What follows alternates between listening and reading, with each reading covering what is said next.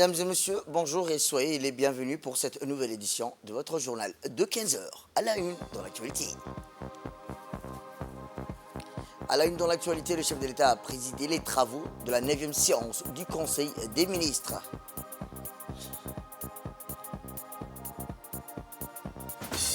Et enfin, dans l'actualité internationale, mandat d'arrêt contre Benjamin Netanyahou et son ministre de la Défense. C'était le titre. Merci si vous nous rejoignez. Eh bien, je vous dis dans le titre, sous la présidence, son Excellence, le président de la République, M. Ismaël Omar Guelleh, chef du gouvernement, a eu lieu en ce mardi 21 mai 2024, la 9e séance du Conseil des ministres où plusieurs questions étaient inscrites à l'ordre du jour. Écoutons le porte-parole du gouvernement. Bismillah ar-Rahman ar-Rahim, sous la présidence du chef de l'État, son Excellence M. Ismaël Omar Guelleh, s'est tenue la 9e séance du Conseil des ministres en ce mardi 21 mai 2024. Étaient inscrites à l'ordre du jour 5 questions. La première question est relative à un projet de loi portant ratification de la Convention mondiale sur la reconnaissance des qualifications relatives à l'enseignement supérieur. Cette convention est le premier traité des Nations Unies qui concerne l'enseignement supérieur dans le monde par la création d'un cadre juridique et une reconnaissance équitable, transparente et non discriminatoire des qualifications de l'enseignement supérieur. Cette convention permettra à notre pays de bénéficier des avantages en matière de coopération internationale, d'échange d'étudiants, des professeurs d'université et des chercheurs scientifiques. Il est essentiel de noter que l'adhésion à la Convention mondiale sur la reconnaissance des qualifications de l'enseignement supérieur n'introduira aucune nouvelle obligation pour Djibouti au-delà de celle déjà établie par la Convention d'Addis que la République de Djibouti a déjà ratifiée le 5 février 2019. La deuxième question concerne un projet de décret portant création du diplôme national menant au grade de docteur en organisant les conditions et les modalités d'accès et de délivrance. L'Université de Djibouti compte aujourd'hui plus de 120 docteurs. Ceci est le résultat d'une volonté politique affirmée pour doter l'université d'une masse critique d'enseignants-chercheurs pour améliorer la qualité des enseignements et de la recherche scientifique. La création en 2017 d'une école doctorale pluridisciplinaire et la création de 4 centres de recherche a permis de structurer la recherche en mettant en place des équipes pluridisciplinaires pour favoriser la transversalité. Ce projet de décret menant au grade de docteur vise donc à renforcer la capacité de l'université dans le domaine de la recherche par la mise en place des premières formations doctorales. Après les grades menant aux licences et aux masters, l'objectif est de compléter l'offre de formation en doctorat pour permettre à l'Université de Djibouti d'offrir aux étudiants titulaires de master la possibilité d'entamer des formations doctorales dans leur pays. La délivrance de diplômes de 3e cycle permettra de renforcer la dimension régionale et internationale de l'Université de Djibouti en offrant des formations doctorales spécialisées de haut niveau et des sujets de thèse en lien avec les problématiques nationales et régionales comme l'environnement, l'énergie, le transport, la logistique, etc. La troisième question concerne un projet de loi portant adoption de la stratégie nationale de la protection sociale non contributive pour le renforcement du capital humain 2023-2027 de notre pays. La stratégie nationale de protection sociale non contributive pour le renforcement du capital humain de Djibouti reflète les priorités du ministère des Affaires sociales et de la solidarité en matière de protection sociale pour les 5 prochaines années. Elle a été rédigée de manière participative et inclusive en faisant appel à des sources d'informations primaires et secondaires, analyse documentaire de la littérature, analyse de données économiques et sociales, cartographie des programmes, entretien avec les parties prenantes. Cette stratégie inscrite dans la vision Djibouti 2035 cherche à consolider la position de notre pays en matière économique et commerciale en donnant la priorité à la croissance et au développement du capital humain. Elle cherche également à renforcer les aides en faveur des ménages les plus vulnérables, tout en appuyant leur sortie de la pauvreté et leur résilience face au choc.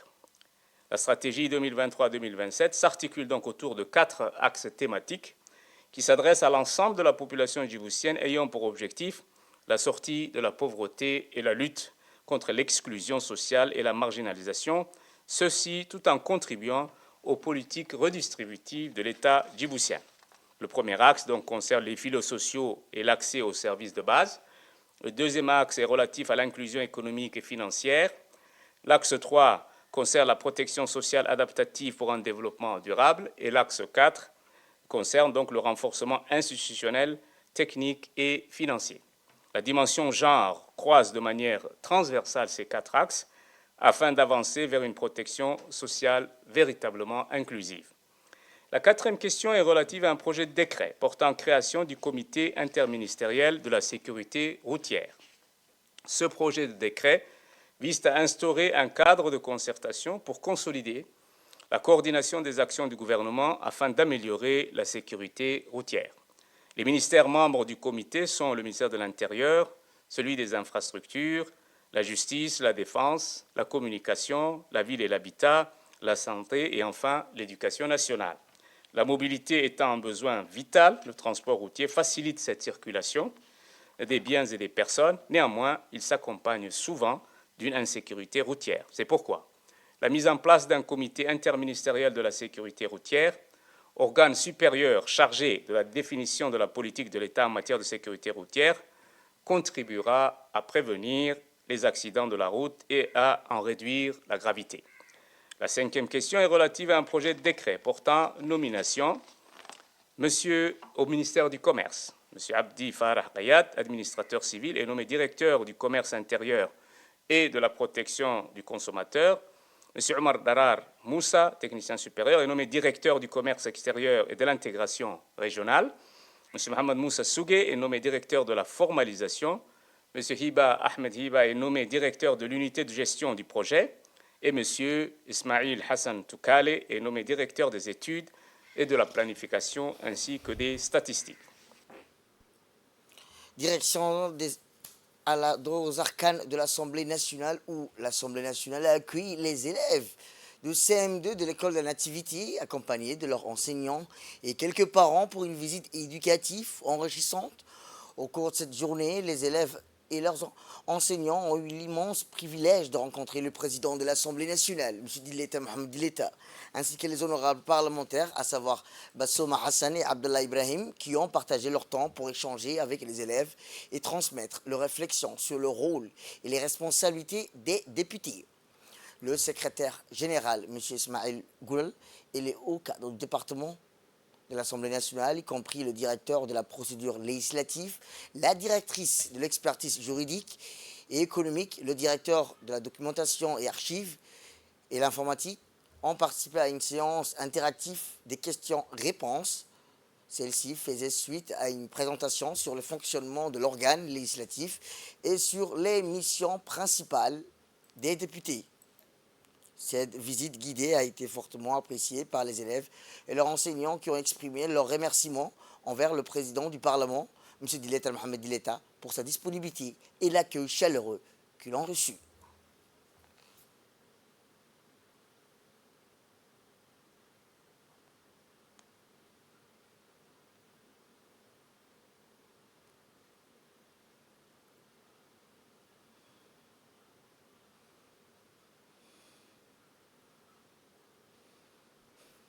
Puis s'en est suivi une visite guidée au sein de l'Assemblée nationale avant la photo de famille devant l'Assemblée nationale.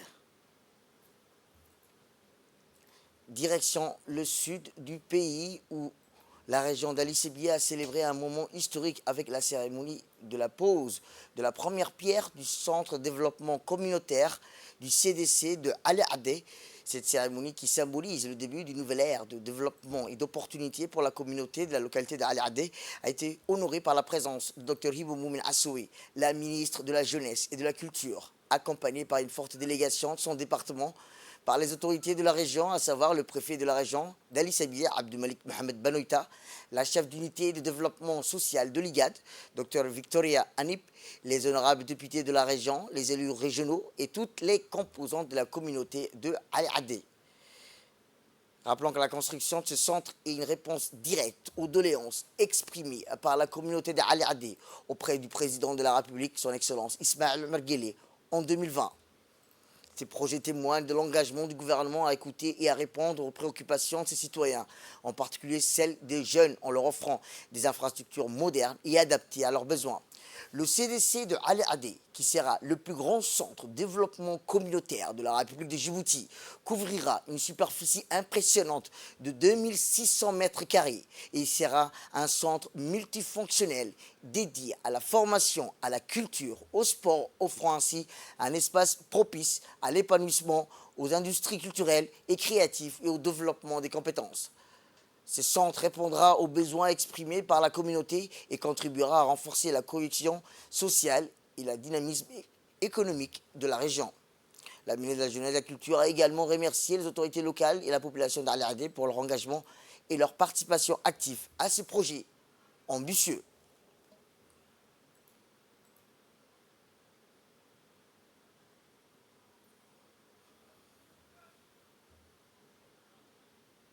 Eh bien, les autorités locales ont également pris la parole, mettant en avant l'impact positif attendu de ce projet sur la communauté d'Al Adé et l'ensemble de la région d'Ali Sébié. Écoutons le préfet. Pour moi, d'être aujourd'hui, d'assister à cette cérémonie qui est la pose de pierre pour le lancement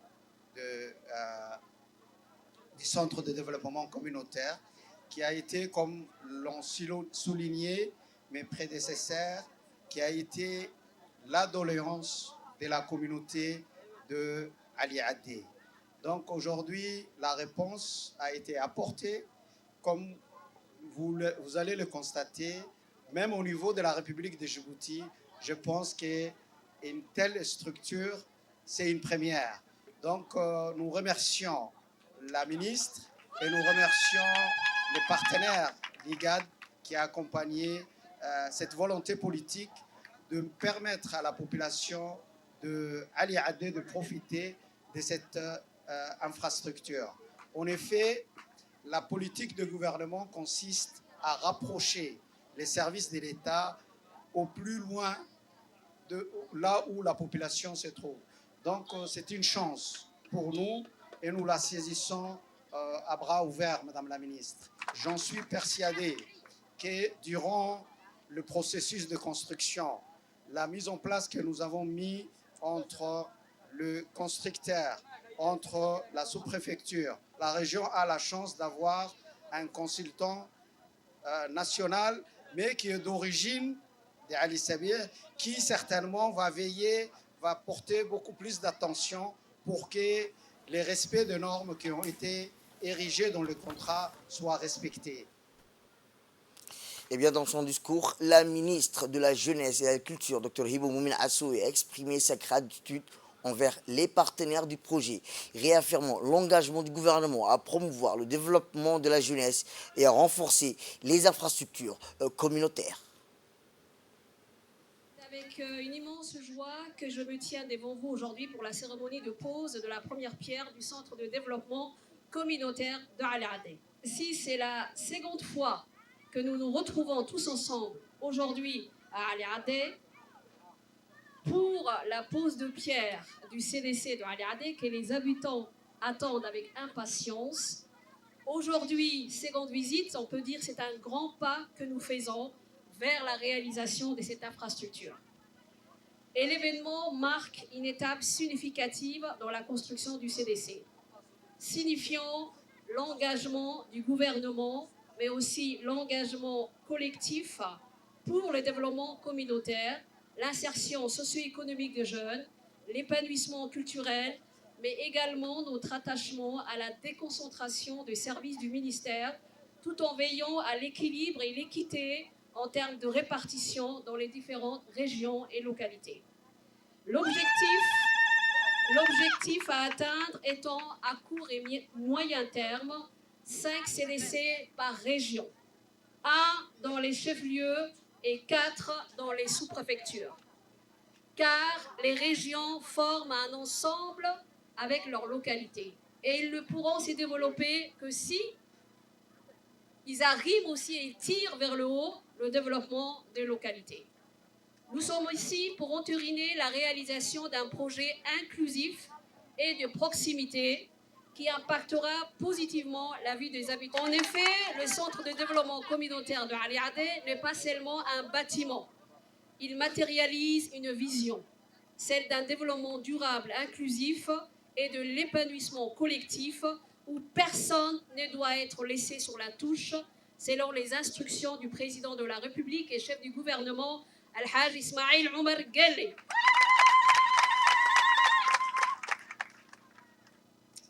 Ce centre sera une plateforme d'échange, de rencontres, de concertation, de formation et de créativité.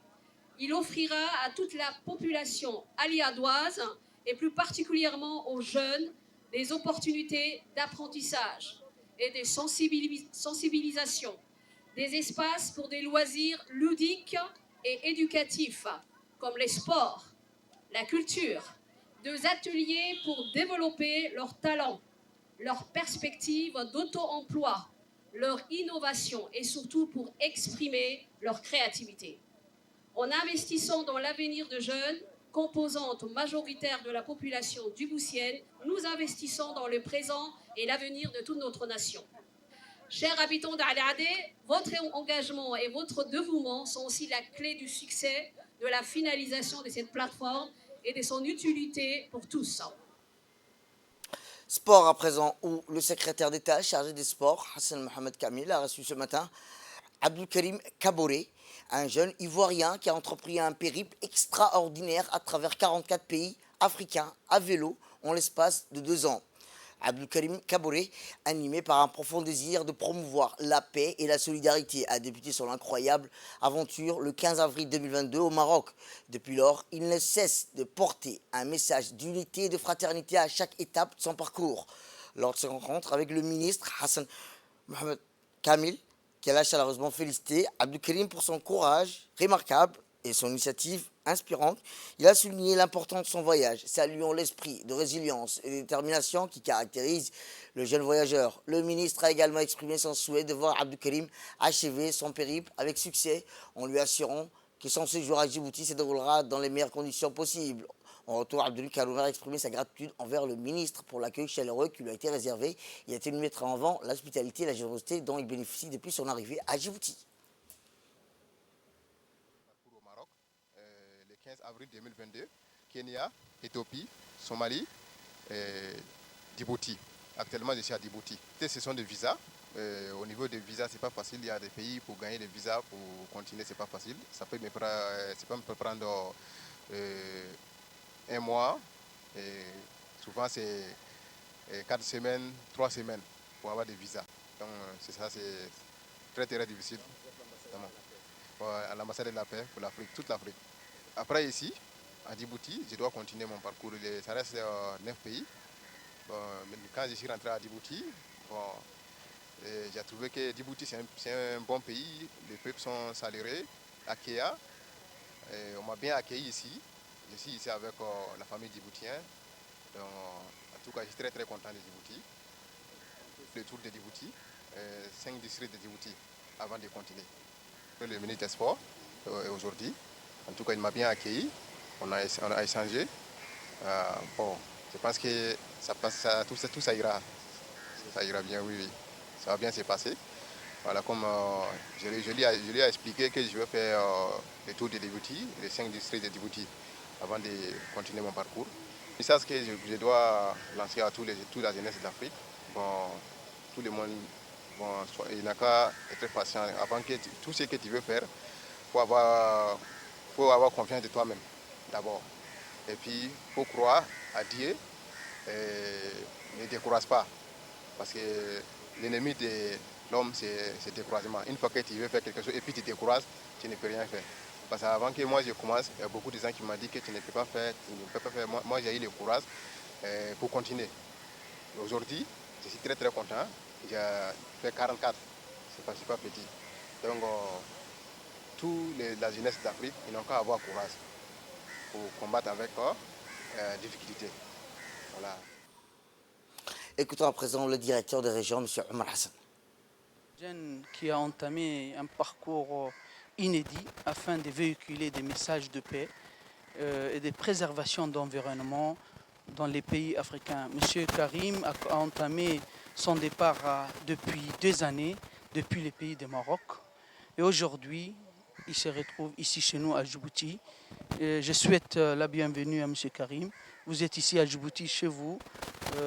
Je pense que vous allez continuer à entamer votre parcours sur un vélo. Vous avez passé 44 pays. C'est ce qui est très courageux.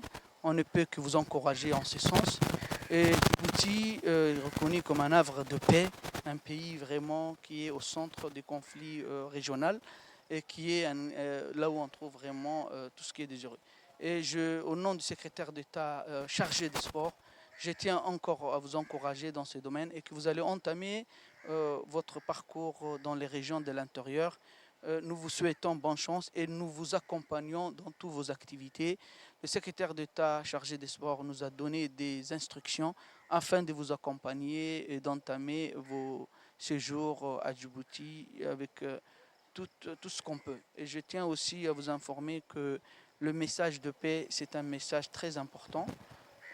Voyons ce qui se passe aujourd'hui dans le monde entier.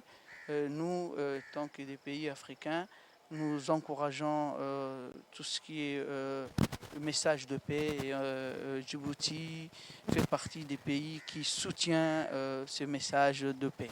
Et M. Karim, je tiens encore à vous saluer et courage pour le reste de vos séjours à Djibouti et entamer vos parcours jusqu'à... Je vous emmène cette fois-ci en Terre Sainte, où les pèlerins djiboutiens continuent d'arriver à Médine pour accomplir le Hajj cette année. Eh bien, les pèlerins arrivent par vol direct à Médine. À cette occasion, les pèlerins visitent la mosquée du prophète, le mont Uhud, les tombées des compagnons et la mosquée Quba, la première mosquée fondée dans l'islam située à quelques kilomètres de Médine. Cette visite se déroule sous la supervision des agents spécialistes des membres. La mission du Hajj qui éduque les pèlerins. Ces visites sont considérées comme des rituels complémentaires après et pendant le Hajj, recommandés par le prophète, que Dieu le bénit et lui accorde la paix. Des sources des ministères des biens Waqf indiquent que le nombre de pèlerins enregistrés cette année est de 1400 pèlerins djiboutiens. Après avoir terminé leur visite des lieux saints de Médine, les pèlerins se rendront directement à la Mecque, leur résidence permanente, pour accomplir la Umrah et attendre que la date du Hajj arrive, le 8e jour de Al-Hijra, lorsque tous les pèlerins du monde déménagent pour passer la nuit à Mina et à Mont Arafat, le jour principal du Hajj.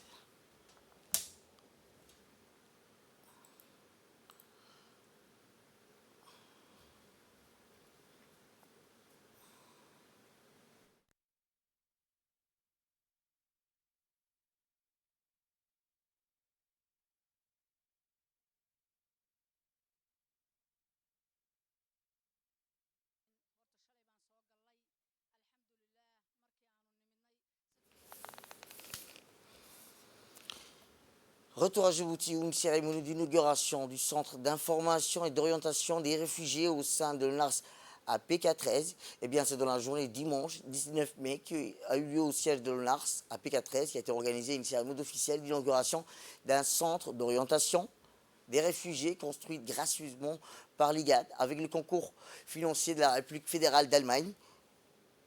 Cette cérémonie officielle s'est tenue en présence du conseiller du ministre de l'Intérieur, le colonel Yahya Mohamed, représentant du ministre de l'Intérieur, Saïd Nouh, en mission à l'extérieur du pays, du secrétaire exécutif par intérim de l'UNARS, Mohamed Ali Kamil, de l'ambassadrice de la République fédérale d'Allemagne, Dr. Hick Fuller, et de la directrice de la division santé et développement social délégal, Mme Fathia Abdelkader Alouane, et enfin du secrétaire exécutif adjoint par intérim de l'UNARS, Hussein Chardi. La cérémonie s'est achevée par l'inauguration officielle du centre d'information et d'orientation des réfugiés. Et dans l'actualité internationale, le gouvernement sud-africain est l'un des principaux défenseurs de la cause palestinienne. Il avait notamment porté plainte contre Israël devant la Cour internationale de justice, l'accusant de génocide. Eh bien, c'est le procureur général de la Cour pénale internationale, Karim Khan, qui a déclaré qu'il existait des motifs raisonnables de croire que Netanyahou et son ministre de la Défense, Yoav Gallant, étaient pénalement responsables des crimes de guerre, des crimes contre l'humanité qui auraient été commis à Gaza. Mais la Cour étudie également la possibilité de délivrer des mandats d'arrêt à l'encontre de 3 hauts responsables du Hamas pour des chefs d'accusation similaires de la résistance du Hamas. Eh bien, le Premier ministre israélien Benjamin Netanyahu a réagi avec colère à l'annonce par la Cour pénale internationale d'un mandat d'arrêt à son encontre. En tant que Premier ministre d'Israël, je rejette avec dégoût la comparaison faite par le procureur de la Haye entre l'Israël démocratique. Il s'agit là d'une distorsion complète de la réalité. Dans une déclaration écrite, le président américain Joe Biden a qualifié ces décisions de scandaleuses et a déclaré qu'il n'y avait pas d'équivalence entre Israël et la résistance du Hamas. C'est tout pour cette édition. Merci à vous de nous avoir suivis. Restez avec nous pour la suite de nos programmes télévisés. Le programme continue sur Télé Djibouti.